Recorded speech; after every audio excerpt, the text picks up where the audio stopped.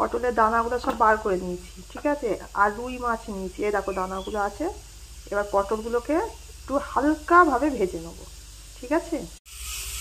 কড়াইয়ে তেল গরম হয়ে গেছে বন্ধুরা, এবার পটলগুলোকে হালকা ভেজে নেবো।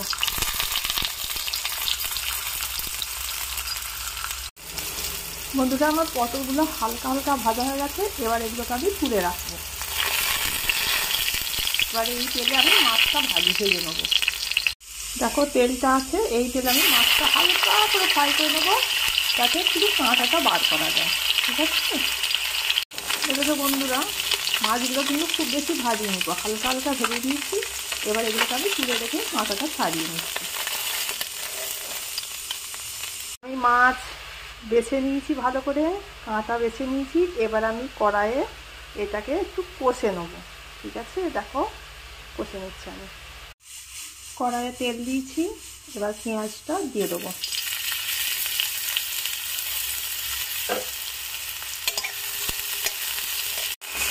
এর মধ্যে দেবো আমি আদা রসুন বাটা। এবার দেবো লঙ্কা গুঁড়ো, হলুদ গুঁড়ো, জিরে গুঁড়ো, নুন আর একটু গরম মশলা, এতে দিয়ে দিচ্ছি। এবার দেবো ওই পটলের ভেতরে যে দানাগুলো বার করেছি ওটা, আর মাছটা দিয়ে কষে নেবো।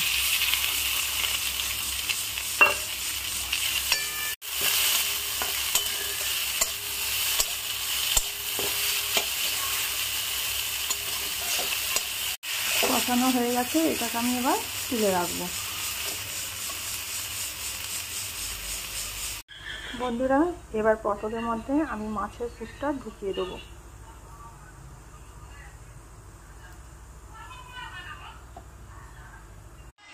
বন্ধুরা বেসন নিয়েছি, বেসনের মধ্যে একটু জল দিলাম,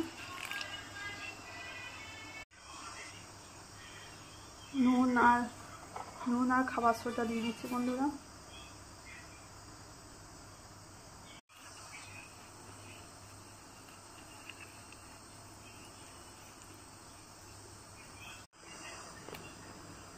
এবার এটা বেসনে কোটিং করে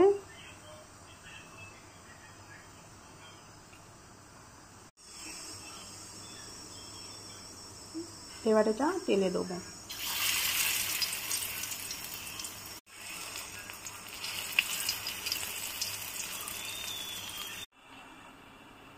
দেখো বন্ধুরা কেমন বেশ শক্ত শক্ত হয়েছে, বেশ ক্রিস্পি ক্রিস্পিও আছে গাটা, আর ভেতরে পুর দিয়ে আছে, খেতে ভালোই লাগবে।